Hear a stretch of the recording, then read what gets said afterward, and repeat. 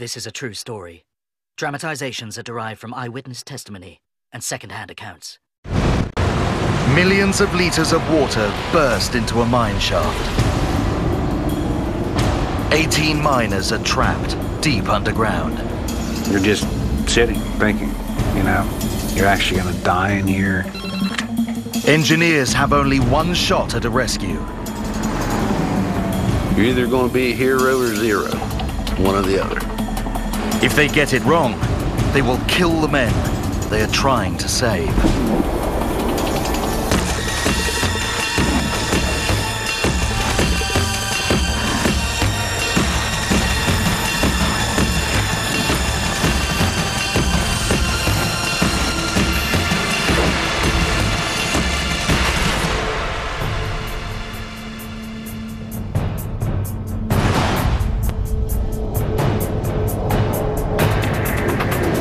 United States, Pennsylvania, Somerset County.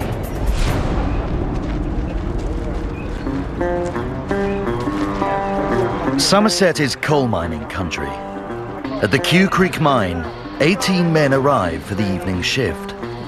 Among them is veteran miner Ron Shad. We were close, we were a good crew. I knew those guys, I worked with them. I mean, I spent 50% of my days with them. It's daily routine for the men to break into 2 teams of 9. 41-year-old Mark Popanak has been a miner for half his life and enjoys the camaraderie. It's usually fun, crazy, you know, guys joking around until it's time to go underground. Look out! Quecreek is one of 9 mines in Somerset County alone, whose miners produce over 2 million tons of coal a year. Many of them love their work, but it's a dangerous profession. Since 1970, on average, 180 American miners are killed each year doing their job. Structural collapses underground cause most fatalities. Hey! You guys better lay off! On the wall of the office is the Quecreek mine map. It shows the 2 crews where they'll be working in the mine today. The Quecreek mine is 2 years old. It stretches for 2.5 kilometers into the Pennsylvania countryside. Older mines are also scattered throughout the hills. Closest is Saxman Mine, which has been abandoned for over 40 years.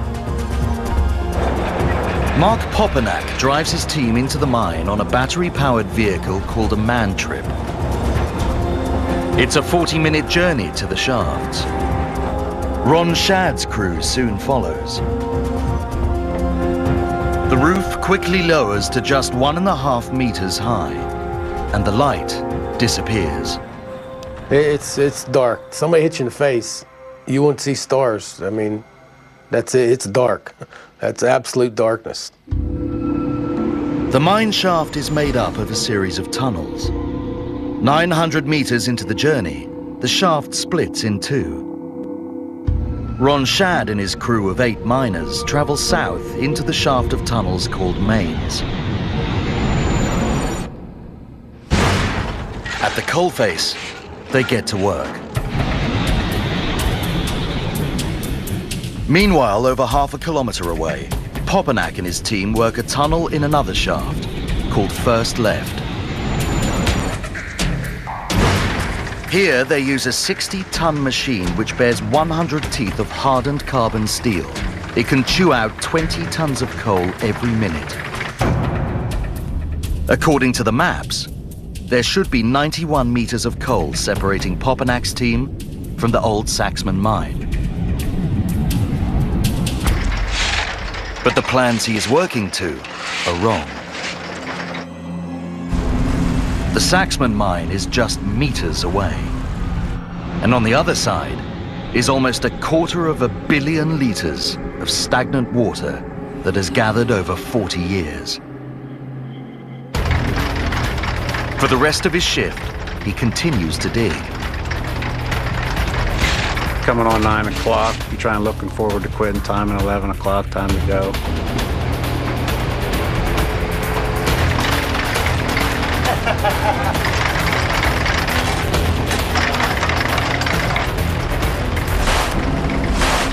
We got water!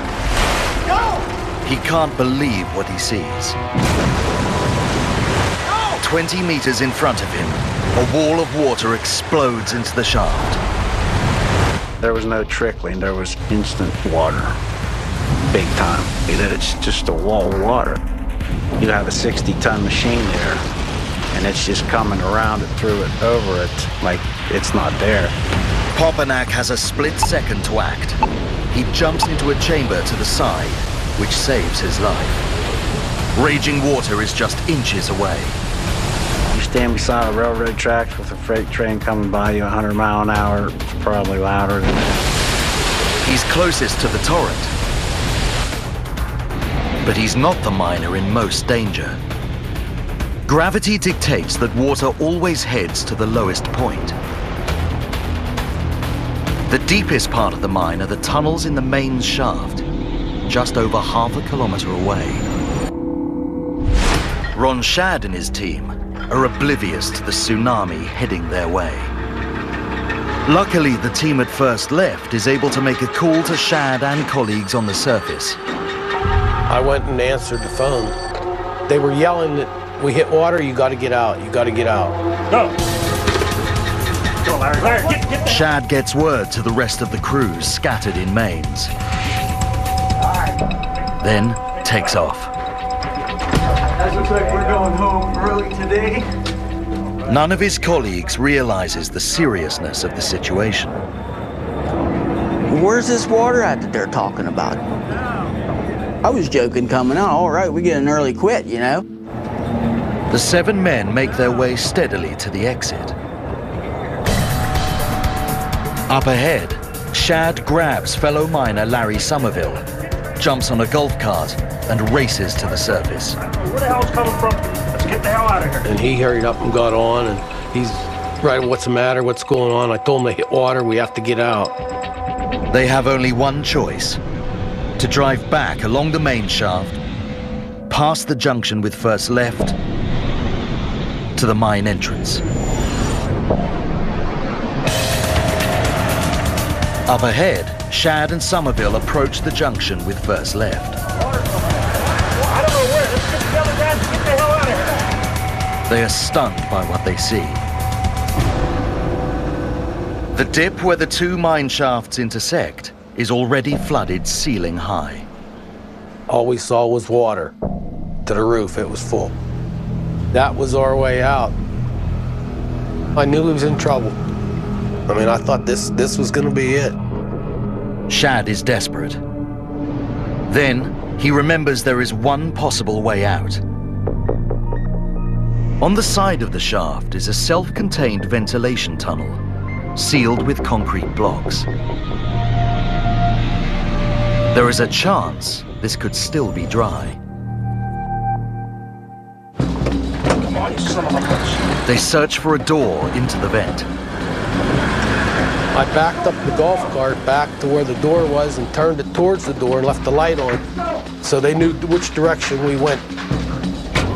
They step into the unknown. They're relieved to find that the ventilation tunnel is dry. The 2 men crawl as fast as they can towards the surface, 1.5 kilometers away. The other 7 miners from Shad's group soon discover what he already knows. The main exit is blocked. They haven't considered the ventilation tunnel. Doug Custer feels doomed. Our escape was gone. You're thinking, I'm a dead duck. They've no choice but to back up away from the rising water.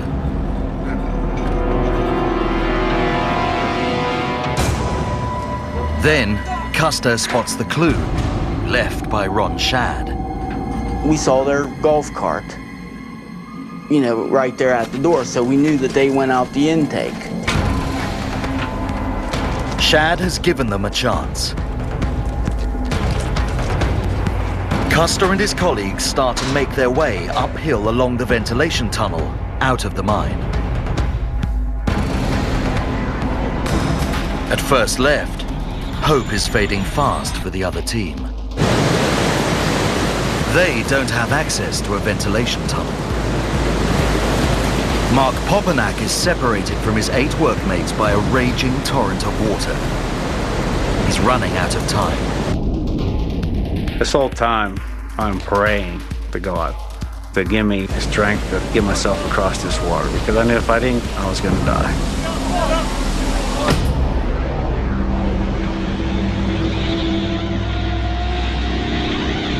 Over 500 yards away, Custer's team continues up the ventilation tunnel. We heard something boom. A door bursts open under the enormous pressure. The water's gushing, it's roaring, it sounded like Niagara Falls. Their escape tunnel is now a whirlpool. If the men don't battle their way out, they could drown. A 250 million liters of water is pouring into the Quecreek mine. 18 miners struggle to find a way out. 7 are trapped in a flooded ventilation tunnel. Doug Custer knows their only hope is to battle through the torrent.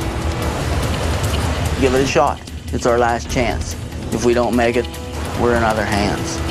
Up ahead, the ventilation tunnel is still dry. Ron Shadd has covered hundreds of meters on his hands and knees.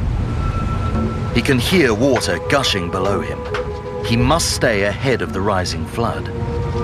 My heart was pumping a mile a minute. I didn't stop too long because I didn't know how fast the water was coming. I figured if I pass out or have a heart attack, it's better than drowning. He battles his way towards the surface. Finally, he sees the exit. I knew then that, I made it. I was out. And I was so worried that, my buddies didn't make it. 9:35 p.m., 40 minutes after the breach. The mine office turns into the command center for a rescue operation. Mine owner Dave Rebuck and his men study plans of Quecreek mine. They quickly realize the water must be coming from the abandoned Saxman mine. They know Saxman holds 250 million liters of water. That's enough to completely fill the Quecreek mine, floor to ceiling. Outside the mine, Ron Shadd is desperately worried. None of his colleagues has emerged. So I'm looking. Finally, I saw some lights coming, and I had no idea how many. You can see glitters coming.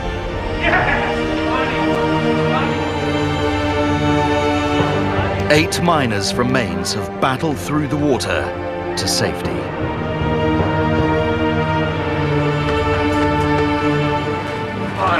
Love to see your ugly face. It was a real good feeling, to know that they made it out also. But the moment of jubilation is short-lived. Their 9 colleagues from first left are still missing. All of us really wondered where the other crew was. That was what we was thinking of then. Where's the rest of the guys? The men are trapped here at first left. Mark Popanak is still separated from the other 8 by a raging river. He knows time is running out. He signals to his colleagues to forget about trying to rescue him and to save themselves. If you just move your head like that, it would mean to go, because I knew there was no possible way for me to get across this water. The amount of water that was coming in there, I knew this mine is filling up very, very quick. And they don't have time to wait around and try to get me, because if they would have done so, we would all die. Reluctantly, Popanak's colleagues leave him. They battle towards the exit along a conveyor belt above the rising water. But the torrent overwhelms them.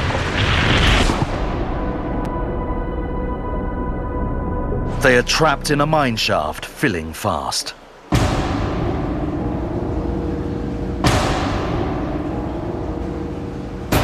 "97 kilometers away, Joe Spafoni gets a call at home.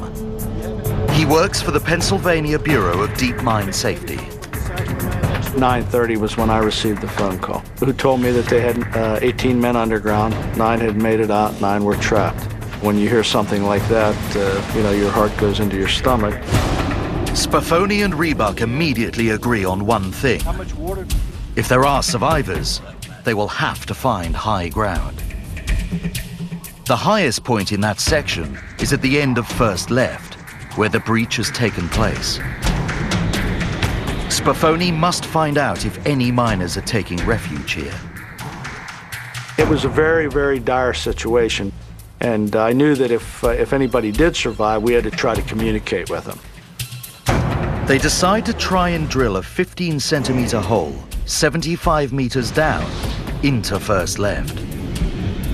Maybe, using a video camera and microphone, they can communicate with any survivors. While Spafoni formulates his plans, the police inform the families of what has happened to their loved ones. Sandy Popanak is in bed when she hears something downstairs. And I hear this voice coming. He said, "Is somebody up there?" And I said, "Yes, who's down there?" And they said, "It's the state police. I need to talk to you for a minute." I almost collapsed because they really couldn't tell me anything other than that there was an accident. Sandy Popanak rushes with the other families to the local fire hall to wait for more news. 1 a.m. Water has almost completely filled the mine. The miners realize they can't get out. They must head to the highest point of first left. This will be close to where the flood first broke through 4 hours earlier. Mark Popanak remains trapped one side of the breach at first left. Water is now up to his waist. He must free himself. Caught my breath, calmed down, told myself I got to think of something to do here. Desperate times call for desperate measures. I looked up and I seen these J hooks, which are little hooks that you hang on roof plates to hang cables on. I thought, well, maybe I can monkey on these roof plates. So I went to the toolbox and got these J hooks, and I was just testing it to see if I could actually accomplish this. And I could. I mean, it was difficult, and I thought, well, I'm gonna die doing this, but I'm at least gonna try. As Popanak prepares to suspend himself onto the roof plates, something stops him. That light shined through a hole in this wall. I seen it was drawn. If it had been 30 seconds later, I probably would have attempted this crazy monkey business I invented, and probably would have been washed away. Popanak's fellow miners are determined to free him. They back a mechanical digger with a large scoop bucket into the raging torrent. Popanak knows exactly what he has to do. Well, this is do or die here because I knew I had to jump, and if I missed the scoop bucket, I was gonna go down the river, no doubt about it. Popanak takes a moment, then launches himself to his fate.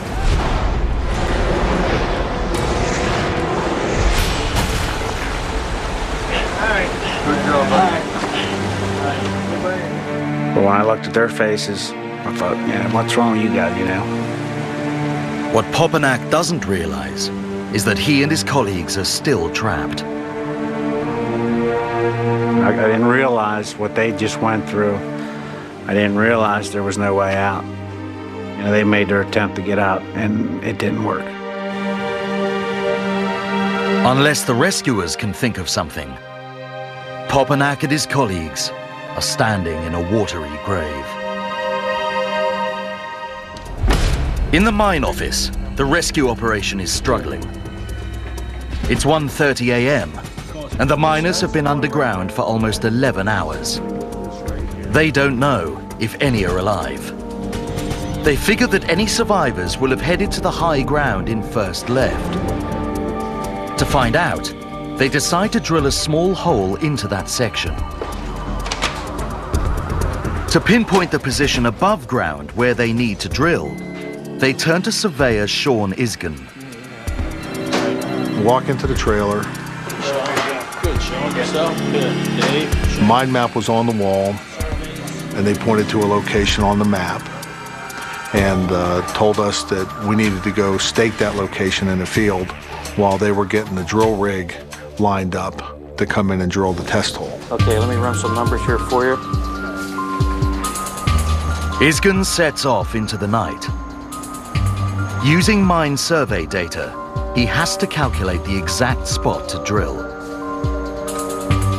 He sets to work with an assistant and a GPS.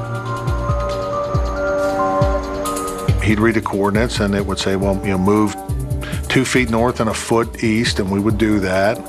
And then it would say, move 6 inches north and 1 inch east, and we would do that. That's our spot. And literally took a wood stake and pounded a stake in the ground, tied a ribbon around it, and said, drill here. At 2:50 a.m., the drill pierces the ground. It will take at least 2 hours to break through 75 meters of earth.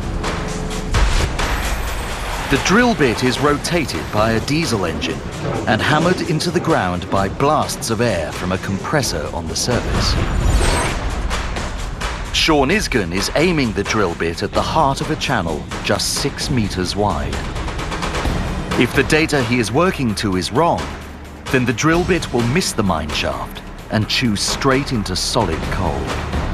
They'd have to drill again, taking 2 more hours. It is time they simply do not have. 3 a.m. Water has been gushing into the mine for more than 6 hours.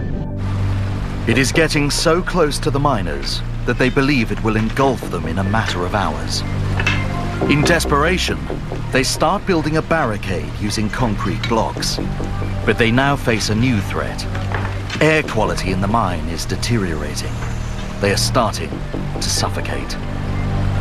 Everybody's exhausted, very tired, and it was hard to do anything. I don't know what a 4-inch cement block is, maybe 10 or 12 pounds. It felt like it was 50 pounds. We continued working, at our, whatever pace we could.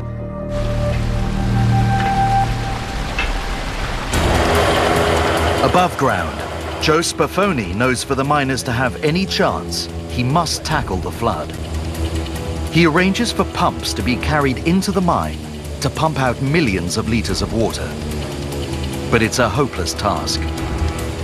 As fast as they would get pumps set up, the water would overtake the pumps. It was just too much water. The miners' families have been waiting all night. Mark Poppenak's wife starts to contemplate worst-case scenario. I thought, what am I going to do? What am I going to do if my husband doesn't come out of there alive? Below, Poppenak and his crew are losing hope. Then, they hear something. And I believe while we were building the first wall, we heard this drill start to come far, far away. Just you barely hear it. At 4:10 a.m., the miners can hear the drill bit getting close. With oxygen running out, they are struggling to breathe. You'd hear them drill and you hear them drill, and it's getting louder and louder and louder. And when it's really close, I think everybody stopped working, and you're trying to figure out where it's going to come through at. Then, at 5 a.m., the drill bit reaches 75 meters. Above ground, the rescue team is nervous. To have any chance of rescuing the miners, they must first find them. They pray that the drill will locate them alive in first left. 5:06 a.m., 8 hours after the breach. Everybody's staying back out of the way. And it's coming. All of a sudden, this drill bit comes through the road.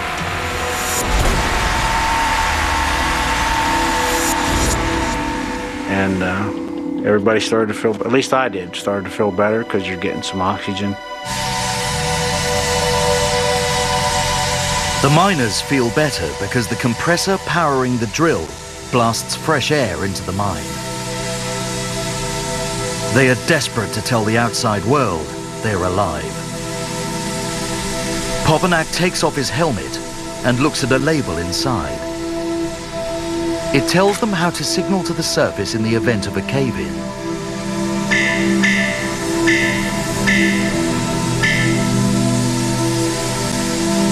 On the surface, above the howling of the drill, Joe Spafoni thinks he hears something.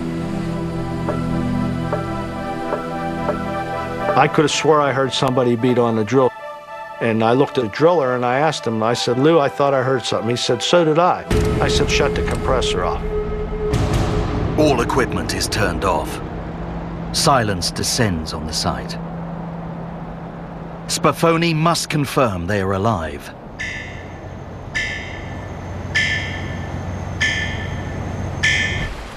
Below ground, the miners respond.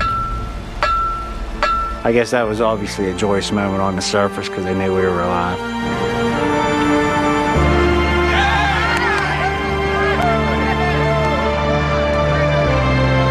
There is huge relief. Escaped miner Ron Shad is working the water pumps when he hears the news. Everybody just started cheering. And it was something.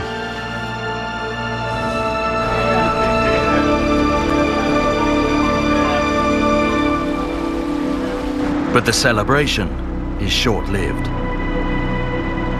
They still don't know how to get the miners out. And the men trapped below are about to face a new threat, as deadly as the rising floodwaters. Engineers have successfully guided a 15-centimeter drill bit into the heart of Quecreek mine. But the water in the mine is still rising. They calculate they have an hour before the shaft is completely flooded and the men drowned.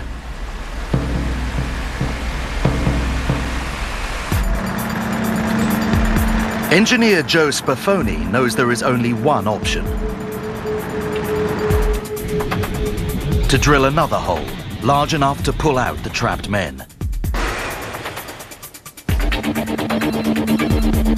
Where can they find a drill big enough? There is nothing on site.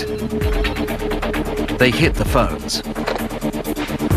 And finally find one at a gas well, 188 kilometers away in West Virginia. At 5:30 a.m., 8.5 hours into the flood, the massive drill starts its journey towards Quecreek. The best estimate is it will take 9 hours to reach the mine. Time the miners do not have. Now the rescuers discover that the trapped men face a deadly new threat. The hole into the shaft allows Spafoni to test the air quality below ground. The results shock him. We took an air reading and had low oxygen on the surface and assumed that the air in the mine was much worse. Fresh air contains 21% oxygen. Anything less is potentially lethal. Spafoni calls a ventilation expert to confirm his results. Well, we were able to measure the oxygen concentration, and we knew it was around 17%. 17% is dangerously low. The miners will pass out, and in a matter of hours, suffocate. We were afraid they're not going to be able to survive in that. Eurosec realizes they have an air supply at hand from the compressors that power the drill. Immediately, he orders the men to turn the drill compressors back on and to pump air through the drill hole to the miners. The air will keep them alive, but it puts an end to all communications with the trapped men. Now both miner and rescuer must work in the dark. Sandy Popanak and other relatives are taken to the site. When she sees the communication hole sealed up, she panics. And I saw that they had put the pipe down, and I remember I kind of lost it, I guess, at that point. And the gentleman that put the pipe down come over and explained to me exactly what was going on. So that kind of relieved me to know that maybe they were possibly getting some air down through there. The air may be keeping them alive, only for the water to kill them. The water level is rising at 7 meters every hour. We knew if it continued to go at that rate, we only had about an hour to do something, or it would flood them. Jurasek and his colleagues need thinking time. They must come up with an answer, and fast.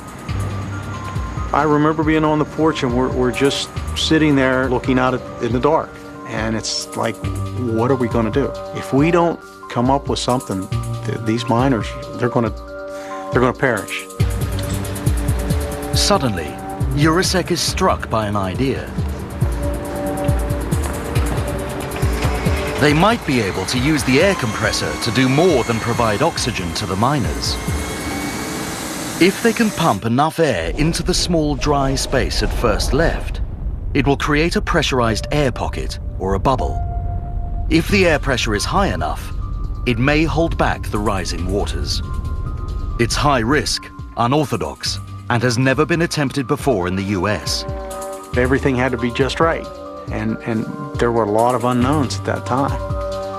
They calculate they will need to pump 950 cubic feet of air per minute at 90 pounds per square inch into first left. Just after 5 a.m., 9 hours into the flood, the compressor is set to maximum. But conditions in first left are getting worse. The water is now just 25 meters from the 9 miners, and rising. The men prepare themselves. I remember Blaine asking Randy for a pen, but he wanted to write a note to his family. And he tore off a piece of cardboard from a resin box. They do not expect to see their families again.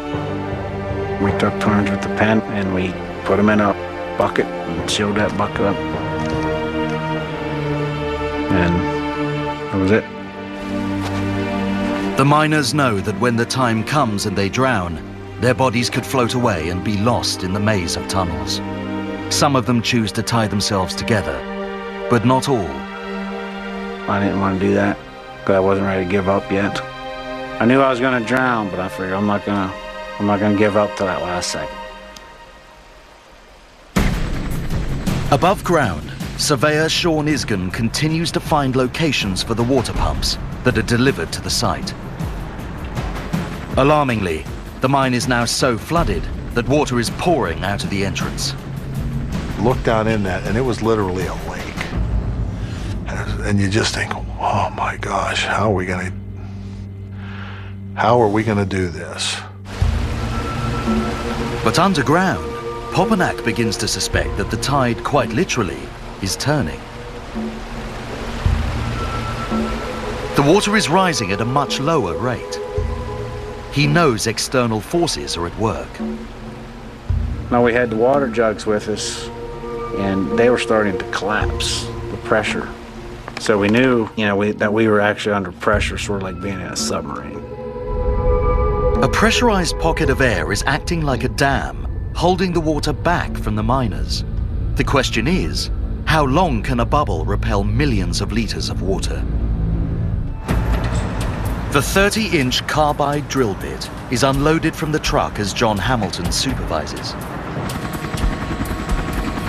With the news cameras focusing on him, he feels the pressure. I said, if we drill in and these miners, for some odd reason, didn't survive, I said, they're going to point their finger at us because we took so long in the drill bit. I mean, you're either going to be a hero or zero, one or the other.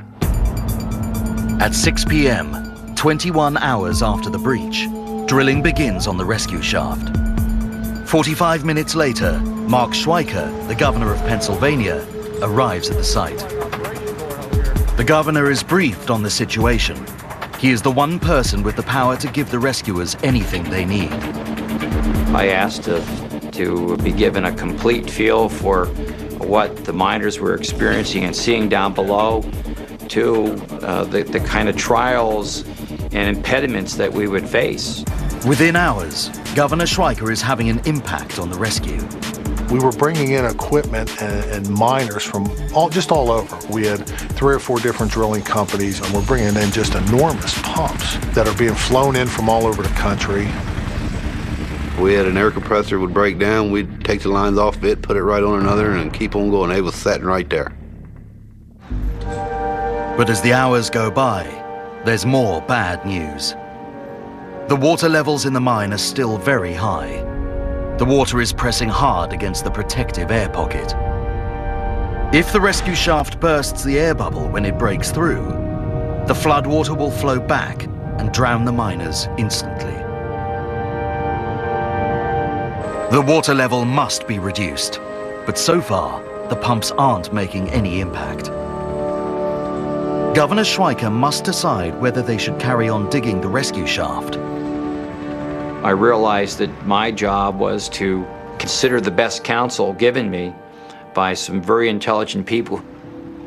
The best decision was to forge ahead. We didn't have much more time. Drilling of the shaft has been going on for just 3 hours, and nothing has been heard of the miners for 6. The media is impatient for news. Schweiker puts on a brave face. So it's time for hope and hard labor. And yeah, I believe it's perfectly realistic to remain confident. Meanwhile, 75 meters below ground, and with the water still gaining on them, the 9 miners hear something. All of a sudden we heard this other drill start to drill. And another good feeling, of course, because well, they got to drill this hole to get us out of here, because I can't imagine them pumping all this water out of this coal mine, because I know there's a lot of water. 1:12 a.m. on the 3rd day, 28 hours into the crisis. John Hamilton has been working on the rescue shaft for 6 hours when he notices a problem with the compressor that drives the drill. When you lose air pressure, they won't do nothing. So, I mean, you know right away when something happens. What Hamilton discovers is a disaster. Under the glare of the world's media, the drill bit has snapped off 32 meters down. I mean, that bit should have drilled, at least 1,000 feet. It should have never broke, but they do break, and nobody can explain why or, point your fingers at who or what. The rescue shaft is now blocked by a massive broken drill bit and useless. This could be the end for the miners. The trapped men realize something is wrong. You can tell by the sound of this drill it was much bigger, and it's grinding away, and all of a sudden it stops. Something about that, we're going to lose the men. Above ground, Governor Schweiker's feeling the strain. We're going to get these guys out. I probably, in quieter moments, was looking upward and saying, "Can you give us a break here?" He rushes to tell the families the news.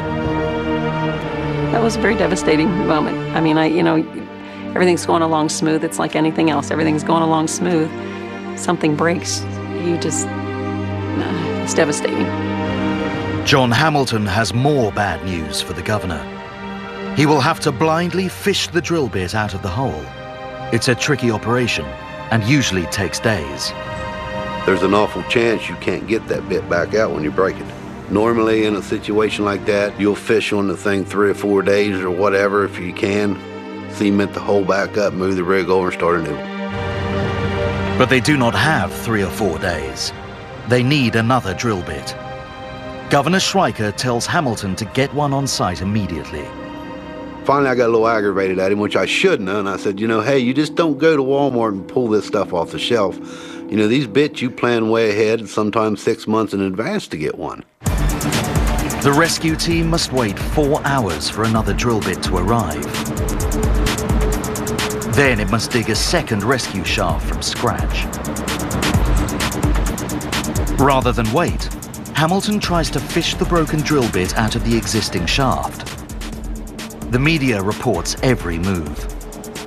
By 3:15 this afternoon, there was no drilling in progress at all, as they were still trying to retrieve the broken drill bit on number 1 hole and do preliminary work before drilling could begin on number 2 hole. Friday, 4 p.m. The mine flood is 43 hours old. There are now 12 pumps operating at the site, removing up to 102,000 litres of water a minute. Finally, there is a glimmer of hope. The flow of stagnant water from Saxman mine is slowing down, and at last the rescuers begin to have an impact on the water levels. A race is now on to remove as much water as possible. And there is more good news. Against all odds, after battling for 15 hours, John Hamilton snags the broken drill bit and fishes it out of the rescue shaft. And it just seemed like nothing was going our way at first. And then when we got it out, that's when we knew things were going to turn around. Just for some odd reason, I don't know why. It just felt good. Things are back on track. John Hamilton goes back to work on the existing rescue shaft with a new drill bit. He pushes on through the last 43 meters of earth. Saturday, 1:38 p.m. The miners have been underground for almost 3 days. Drilling at the rescue shaft has been going on for 13 hours. They make rapid progress and are now less than 6 meters from breaking through. But Hamilton is told to stop. The pumps still haven't lowered the water to a safe level. If they break through now, the air bubble will burst and the miners will drown. Pumping must continue for at least 8 more hours. Can the rescuers afford to wait that long? There has been no communication with the miners for almost 2 full days. 9 miners have been trapped in Quecreek mine for almost 65 hours. A rescue drill is less than 6 meters from cutting through, but drilling is stopped. The water levels are too high. If they break in now, the miners will drown. But can the rescuers afford to wait? A decision is needed. Now, this decision was a very, very heavy decision. Are the miners going to be okay for another 8 hours? Let's keep this in mind. This is a rescue. The rescuers decide not to break through. They will wait for the water to lower. That day was an extremely long day because we were all sitting around knowing, praying that what we had done had worked. It is 8:58 on day 4. For 8 hours, the drill has been waiting to break through. The pumps have lowered the water level. If the air bubble has worked, the miners might still be alive. The moment has come to break through, but they still cannot be sure if it's safe. We all kind of stepped back, so to speak, and realized that at that point, 70 some hours after they were trapped there, that the possibility of them dying anyway also existed. We didn't have much more time. And with that, we said, we go.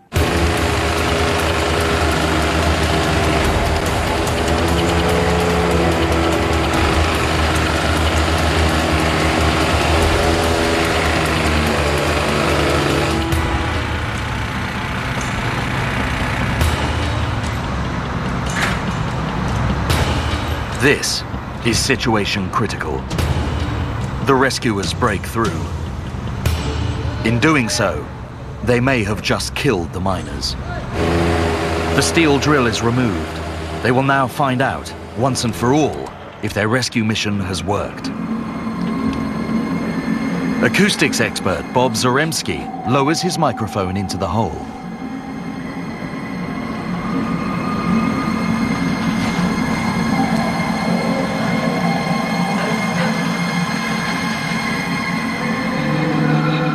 Finally, the microphone reaches the bottom of the shaft. Once the microphone punched through, I did ask probably the The stupidest question of my life.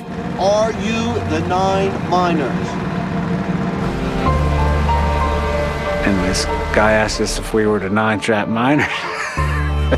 Yeah, it's awesome. I take a good bit of ribbing anytime I see any of those guys.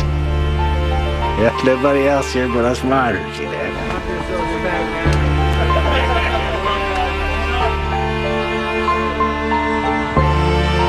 The cameras of the world's media capture Bob Zaremski giving the thumbs up. 9 alive.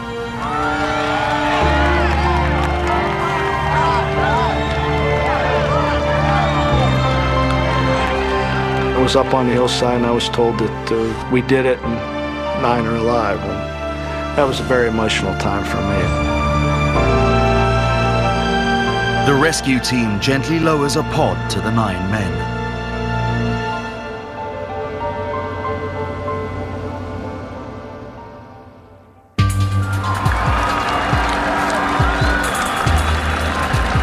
One by one, the miners climb into the pod and are lifted up into the glare of television cameras. Screaming, hollering, yelling, clapping, it was all going on. I mean, it was just a very triumphant moment. 2:45 a.m. After 77 hours and 55 minutes trapped underground, Mark Popanak is the last person out. Born again, I call it. I call it my second birthday. The important lesson is you never give up. You always assume they're alive until you have a confirmation. I think it speaks very well for our little country town out here that people just pull together. They just pulled together and they did whatever they could. The rescue of the Quecreek miners is one of the most remarkable of modern times. It has provided emergency teams with tried and tested response procedures for rescuing people trapped underground.